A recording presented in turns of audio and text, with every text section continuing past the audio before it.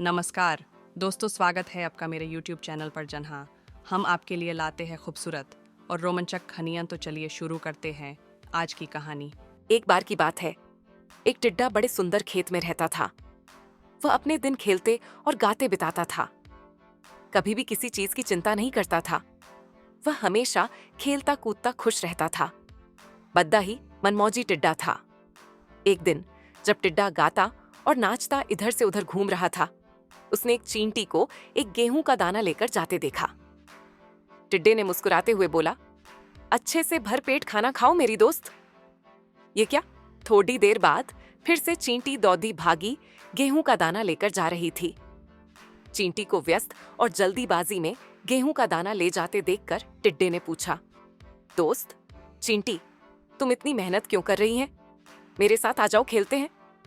तब चींटी ने जवाब दिया, मैं सर्दियों के लिए भोजन इकट्ठा कर रही हूँ। मैं जानती हूँ कि मुझे अभी कड़ी सी मेहनत करनी पड़ी रही है, परंतु सर्दियों में मुझे और मेरे परिवार को खाने के लिए भटकना नहीं पड़ेगा। सर्दियों में खाना ढूंढना बहुत मुश्किल है।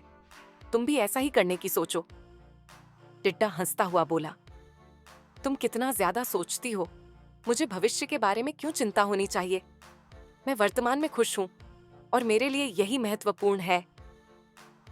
चींटी असहमति जताते हुए सिर हिलाकर बोली, मुझे तुम्हारे भाव समझ में आते हैं, लेकिन भविष्य के बारे में सोचना अहम होता है और अपने परिवार की जवाबदेही भी समझनी चाहिए।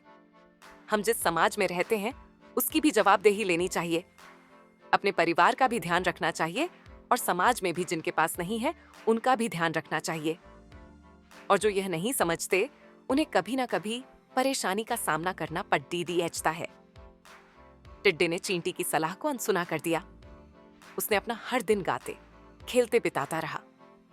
उसे अपने भविष्य की कोई चिंता नहीं थी। जहां हर जानवर अपने और अपने परिवार के लिए सर्दियों की तैयारी में जुटे थे, वहीं टिड्डा बेफिक्र समय काटता रहा। धीरे धीरे दिन ठंडे होते गए और भोजन की उपलब्धता की कमी होने लगी। टिड्डा अब भी केवल आज के खाने के बारे में सोचता था। जैसे ही आज के खाने की समस्या समाप्त होती, वैसे ही वह फिर से मनमौजी हो जाता। परंतु जैसे ही सर्दियों का प्रकोप बढ़ा, टिड्डे को भूख और चिंता सताने लगी। उसने चींटी के वचनों को याद करते हुए महसूस किया कि वह चींटी की सलाह का पालन करता तो आज उसे भूखा नहीं रहना पड़ता। उसे भविष्य की हर परिस्थिति के लिए तैयार रहना चाहिए था, लेकिन बहुत देर हो चुकी थी। टिड्डे के पास खाने का कुछ भी नहीं था और न ही कोई जगह जहां जाकर वह भोजन पा सकता था। वह दुखी और अकेला महसूस करता था। एक दिन टिड्डा चींटी के घर के पास से गुजर रहा था तो उसने देखा कि चींटी के मोहल्ले में बच्चे खेल रहे हैं। बूढ़ी चींटियां धूप सेक रही हैं। तभी उसने देखा कि उसकी दोस्त चींटी अपने घर में भोजन कर रही है। चींटी के पास भोजन की पूरी आपूर्ति थी और वो ठंडे मौसम के लिए तैयार थी। टिड्डे ने चींटी के पास जाकर कहा, मुझे खेद है कि मैंने तुम्हारा कहा नहीं माना और आज मैं भुक्तभोगी हूँ। यदि मैं तुम्हारी सलाह मान लेता तो आज खाने के लिए यहाँ वहां नहीं भटकता। मुझे माफ कर दो। क्या तुम मेरी मदद करोगी? क्या तुम मुझे भी खाना दोगी? टिड्डे की बात सुनकर चींटी को उस पर दया आ गई।